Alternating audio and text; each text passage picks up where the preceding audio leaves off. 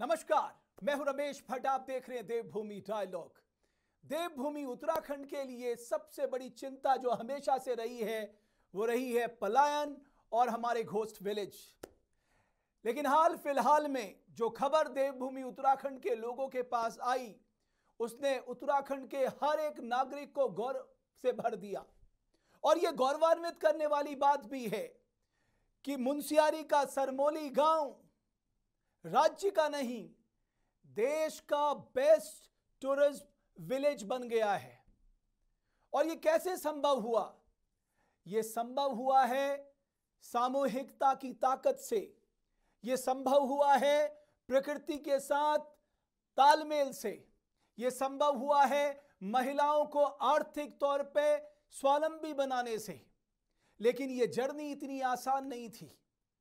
यहां भी एक सेनापति की जरूरत थी जो महिलाओं को इकट्ठा करे, उनके अंदर आर्थिक स्वावलंबन, सांस्कृतिक स्वावलंबन और सामाजिक स्वावलंबन की आज देवभूमि डायलॉग के मंच में मल्लिका विरदी जी जुड़ रही हैं। आपका बहुत बहुत अभिनंदन, आपका धन्यवाद। मैं सच कहूं तो आज हर उत्तराखंडी को आपने गौरव का पल दिया है, क्योंकि जो देवभूमि उत्तराखंड में पलायन और घोस्ट विलेज चर्चा का विषय रहते थे, आज वहां आपका जो सरमोली गांव है वो सबसे बड़े चर्चा का केंद्र बन गया है। बहुत धन्यवाद पहले तो आपका समय देने के लिए। मैं जानना चाहता हूं मल्लिका जी कि कैसे संभव किया आपने इस काम को कि 8000 के फीट में एक गांव बसा है, बॉर्डर एरिया से गांव बसा है, तमाम तरह की दुश्वारियां हैं और उसे आपने सबके साथ मिलकर देश का बेस्ट टूरिज्म विलेज बना दिया। आप इस जर्नी के बारे में बताइए। धन्यवाद रमेश जी। जैसे आपने कहा कि लोगों के साथ से ही ये संभव हो पाया। आप अगर देखें तो उत्तराखंड जैसा राज्य एक अत्यंत समृद्ध राज्य है। यहाँ पर हमें प्राकृतिक धरोहर के साथ सांस्कृतिक धरोहर भी प्रचुर मात्रा में मिली है। फिर ऐसा क्या है कि लोग अपने देश को छोड़कर पलायन करके बाहर चले जाते हैं? निश्चित तौर से वो आजीविका की खोज में ही जाते हैं। हमारा गांव सरमोली मुख्य रूप से अगर आप देखें तो कृषि और ऊन का काम करते थे। ये असल में पुराने जमाने में 64 तक, असल में 62 तक मानिए, जब तक चीन से युद्ध नहीं हुआ था, यहाँ से कारवां जाया करते थे तिब्बत ट्रेड के लिए, व्यापार के लिए। तो यहाँ पर तो खुशहाली थी ही उस समय। बकरी पालन था, भेड़ पालन था, कृषि था। फिर समय के साथ ये होने लगा कि लोग धीरे धीरे अपनी जमीनों से एलियनेट होने लग गए, एक अलगाव से आना लगा, क्योंकि लोगों को लगा कृषि तो हमारे लिए कुछ दे नहीं रही है, और शहरों की ओर लोग चलने लग गए। पर उत्तराखंड में एक और बहुत बड़ी खूबी है, वो हमारे वन पंचायतों की है। और इसका भी इतिहास गजब का इतिहास है। जब अंग्रेज शासन था तो लोगों को अपने वन पंचायतों से अलग कर दिया था। 100 साल से अब हमारे वन पंचायत सक्रिय रूप से काम करते आ रहे हैं। और हमारा सरमोली जयंती का भी एक छोटा वन पंचायत है। और हमारा असल में पर्यटन का सफर हमारे वन पंचायत से शुरू हुआ, क्योंकि वन पंचायत से हमारी रोजमर्रा जिंदगी की जरूरतें तो पूरी होती ही हैं। घास, चारा, ईंधन, पानी। पर हम ये देख रहे थे कि लोगों का लगाव, रुझान जंगलों से, वन पंचायत से थोड़ा टूट सा रहा था, क्योंकि बाजार की ओर उनकी नजर चली जा रही थी। उस समय हम लोगों ने मिलकर, उस समय मेरा पहला कार्यकाल था सरपंच का, वन पंचायत का, तो हम लोगों ने फिर एक तरकीब निकाली। हमने सोचा कि वन पंचायत का अगर आप संरक्षण करना चाहते हो, तभी होगा जब लोगों की आजीविका उससे जुड़ेगी।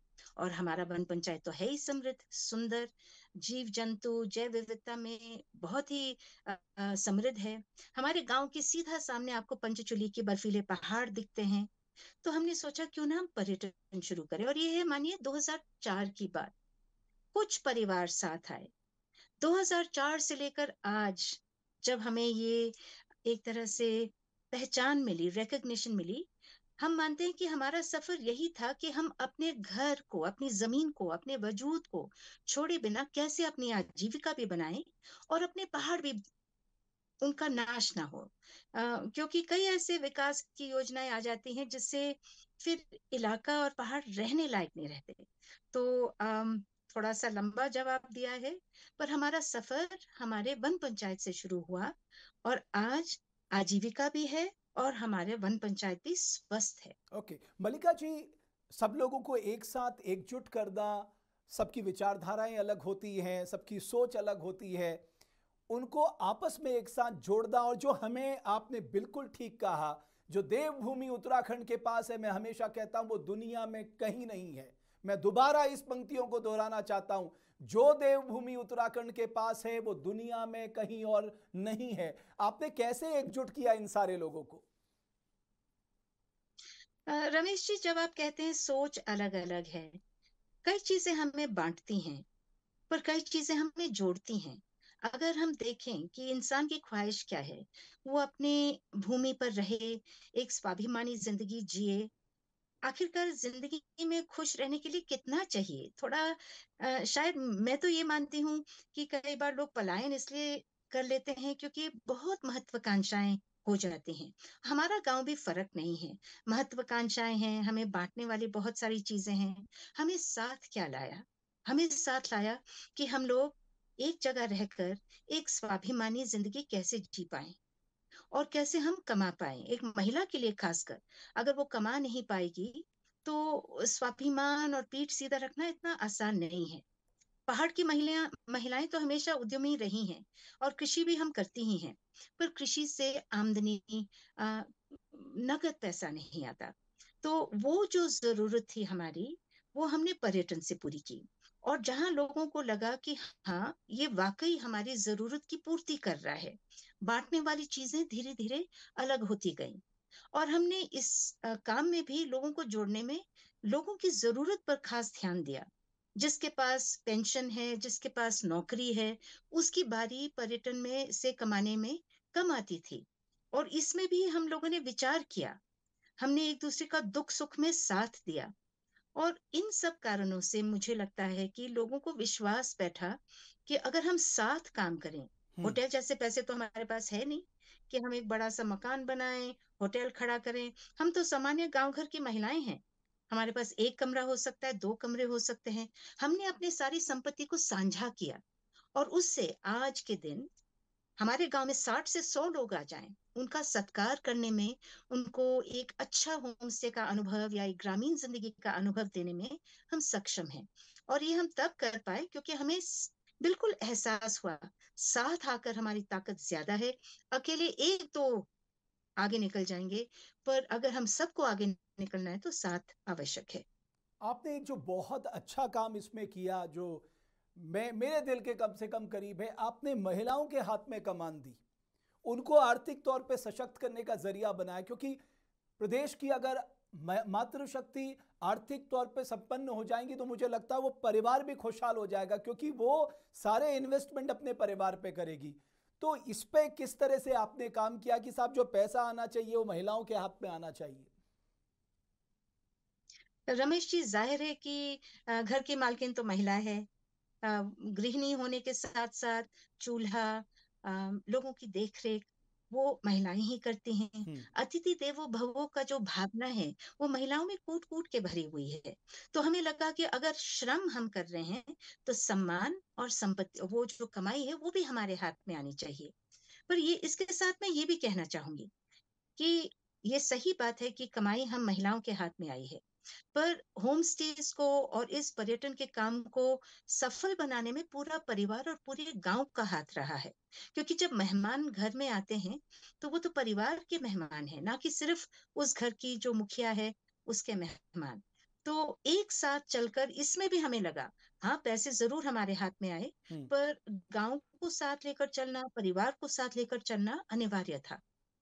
एक हिमालयन आर्क करके जो आज ये बहुत प्रसिद्धि का मॉडल बन गया है, थोड़ा इसके बारे में जानकारी दीजिए। ये आइडिया कैसे आया और किस तरह से आपने इसको आगे बढ़ाया?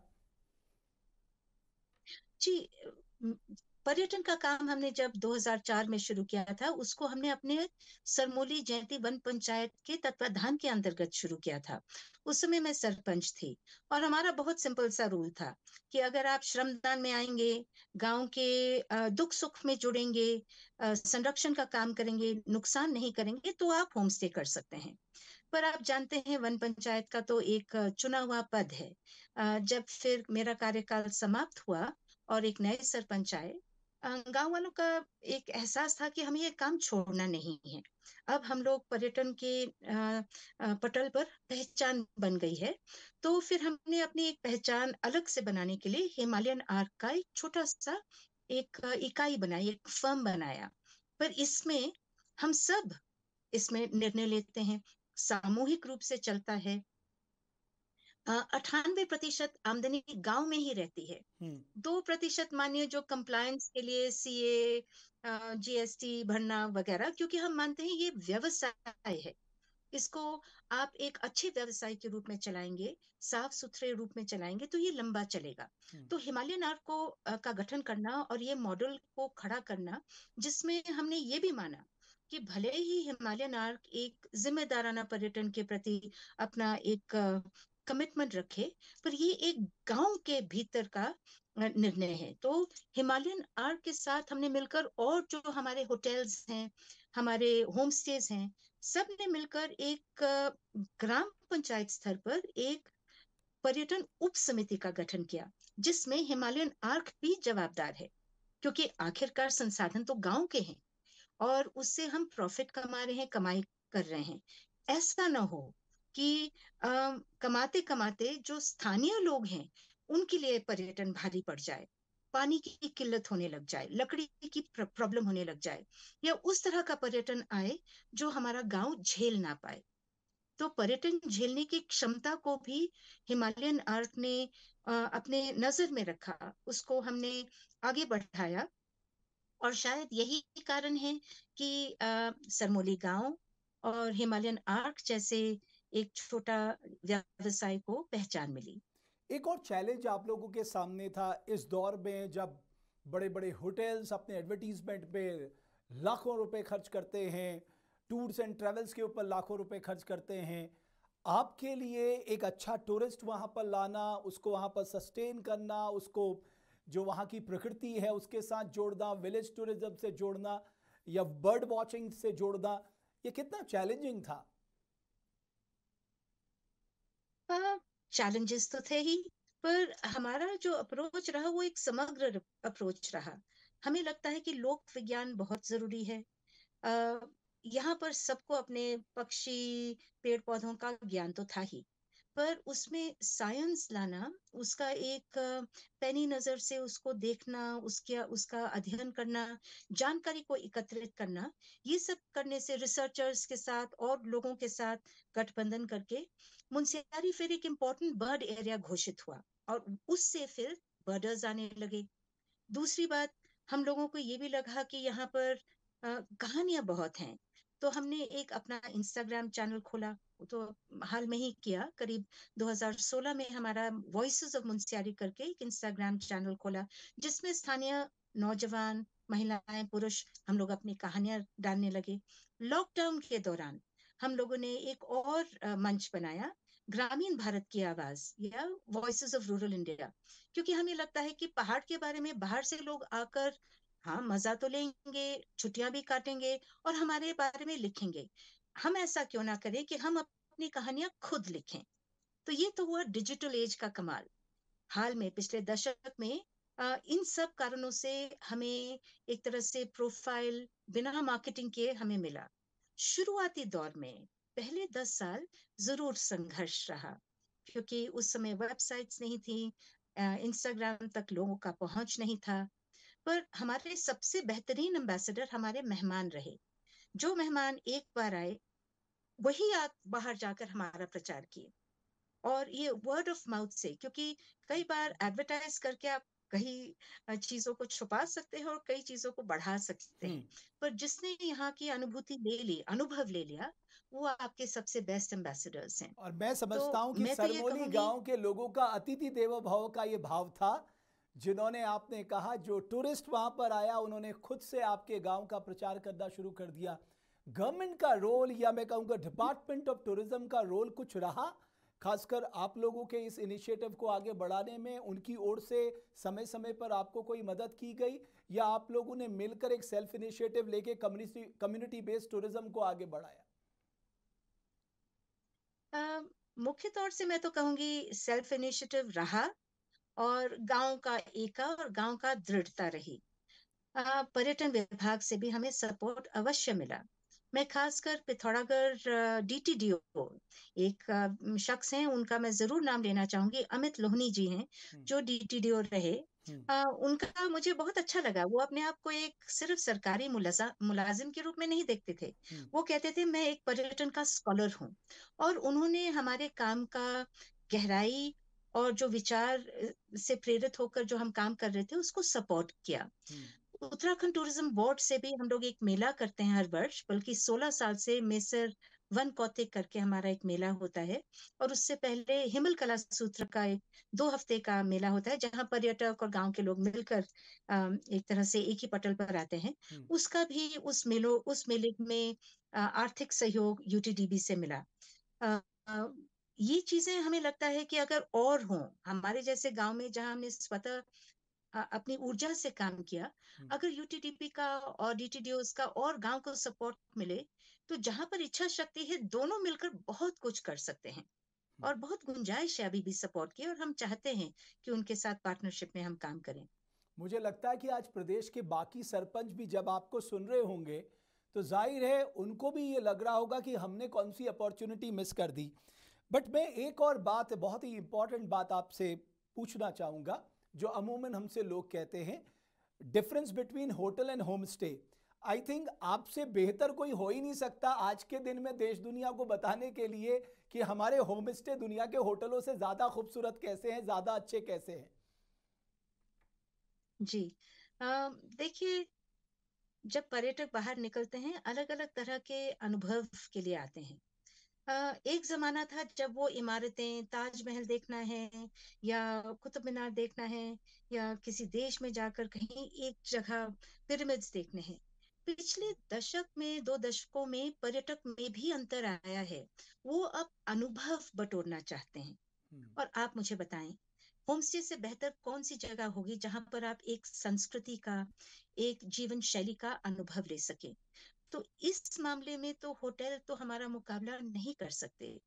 ये जाहिर है कि हमारे जो घर हैं, सामान्य घर हैं, साफ सुथरे हैं, पर जो प्यार से और जो लोकल कल्चर में आप समा के एक एहसास, एक अनुभव ले जा सकते हैं, वो होटल कभी नहीं दे पाएंगे। तो ये तो मुझे लगता है मूल फर्क है। और ये भी है कि आप जब किसी इलाके में आए, आप होटल में रहें, चारदीवारी में रहें, आपको सब सुख सुविधाएं तो मिल जाएंगी, पर आप उस इलाके के लोगों से अछूता, उसके कल्चर से अछूता रह जाते हैं, जो कि होम स्टे में आपको रूबरू मिल जाता है। बहुत बहुत, इसीलिए मुझे लगता है कि कोई मुकाबला नहीं आपने है। बहुत शानदार बात आप कही कि आप शांति के लिए, या आप जीवन शैली के लिए, आप एक नया अनुभव लेने के लिए, या अपने आप को, अपने वास्तविक रूप को जानने के लिए अगर आप होम स्टे में रहें, तो मुझे लगता है आप ज़्यादा बेहतर अपने आप को और प्रकृति के साथ जुड़ाव रख सकते हैं। आज गांव का माहौल कैसा है? मैं जानता हूं कि गांव के लोग बेहद खुश होंगे, क्योंकि उन्हें भारत में रिकॉग्निशन मिली है साहब, और इतनी बड़ी रिकॉग्निशन मिली है। तो जाहिर है इस समय तो वहां पर बहुत लोगों में उत्साह का माहौल होगा। मैं समझता हूँ होली दिवाली एक ही साथ चल रही होगी सरमोली में। जी। जी। है ही है ही गर्व का दिन, क्योंकि सब आज के दिन एहसास कर रहे हैं। क्योंकि देखिए, चुनौतियां तो बहुत आती हैं, पीछे खींचने वाले लोग भी बहुत होते हैं, लोग काम रोकने के लिए भी बहुत प्रयास करते हैं। पर जब इस तरह की पहचान आती है, तो फिर वो जो जीत का एक मधुर एहसास कि चलिए, संघर्ष किए, पर संघर्ष का ये फल मिला, पहचान मिली। तो वो हर एक व्यक्ति के अंदर आज सरमोली में वो एक एहसास है कि हमने कुछ कर दिया, दिखाया, क्योंकि हम एक साथ रहे। बिल्कुल आपने सही कहा, जश्न का माहौल है आज। और एक और बात मैं जानना चाहता हूँ, आपको फ़ोन किस किस के आए, खासकर हमारे सरकार से किस किस के फ़ोन आपको बधाई देने के लिए आए? क्योंकि इतना बड़ा सेल्फ इनिशिएटिव जिसने उत्तराखंड को इतना गौरव का पल दिया, किसने आपको बधाई दी, मैं जानना चाहता हूं।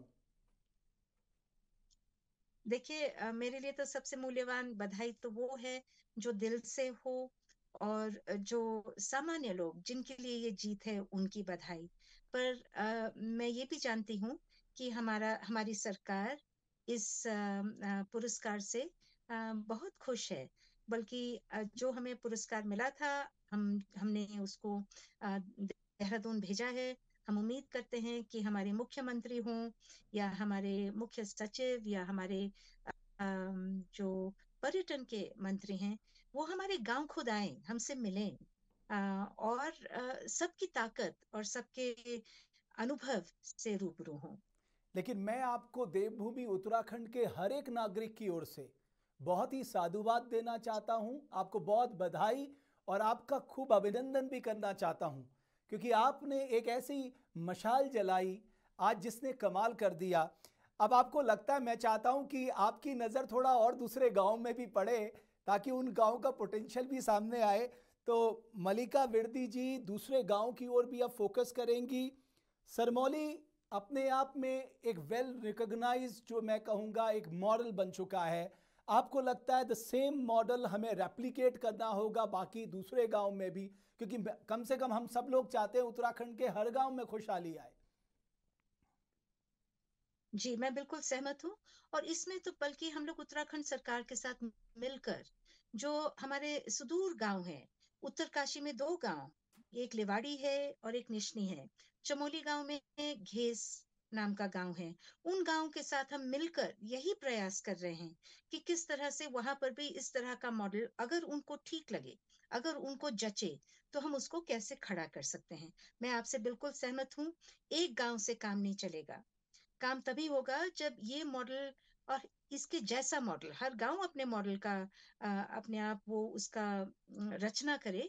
पर निश्चित तौर से होम स्टेज सोच बूझकर, जल्दबाजी में नहीं, पर्यटन उस तरह का आए जहां पर उत्तराखंडियों से ना छीना जाए। कई बार मुझे चिंता होती है कि हम पर्यटन पर इतना भरोसा कर जाते हैं, पर ऐसा ना हो कि ओवर टूरिज्म के कारण जो आज के दिन हमारे पास धरोहर है, वो उसकी विनिष्टि ना हो। कैरिंग कैपेसिटी का हम सोचें, क्योंकि हर इलाके की सीमा है। तो देवभूमि हम कहते हैं, तो उसके प्रति वो श्रद्धा के भाव से ही हमें काम करना चाहिए। मैं आपको बहुत धन्यवाद दूंगा कि आपने इतना समय दिया और बहुत अच्छी बातचीत आपके साथ रही। और मेरा सौभाग्य होगा कि मेरा मन है कि मैं कितनी जल्दी आपके गांव में आऊं और वहां सब लोगों के साथ मिलूं और जानने की कोशिश करूं कि इतने सालों के संघर्ष के बाद इन छोटे छोटे छोटे कदमों ने आज इतनी बड़ी रिकॉग्निशन सरमौली गांव को दी है। इसके लिए मैं आपको, आपकी टीम को, उन समस्त सरमौली गांव के लोगों को बहुत धन्यवाद देता हूं और आशा करता हूं उत्तराखंड के बाकी लोगों के लिए भी सरमौली गांव एक प्रेरणा बनेगा, एक इंस्पिरेशन बनेगा। मैं हमेशा से कहता हूं हमारे हर गांव में पोटेंशियल है। जैसा कि मलिका जी ने कहा, हमें रेगुलेटेड टूरिज्म पे ध्यान देना होगा, हमें नेचर टूरिज्म पे ध्यान देना होगा, हमें वेलनेस टूरिज्म पे ध्यान देना होगा। जो ईश्वर ने, प्रकृति ने हमें दिया है, उस ताकत पे हमें काम करना होगा। यकीन मानिए, अगर हमने इस दिशा पे काम किया, हमें सफलता से कोई नहीं रोक सकता। हमारे कई गांव रिकॉग्नाइज होंगे आने वाले दिन में। बहुत धन्यवाद आप सबका हमारी इस खास पेशकश को देखने के लिए।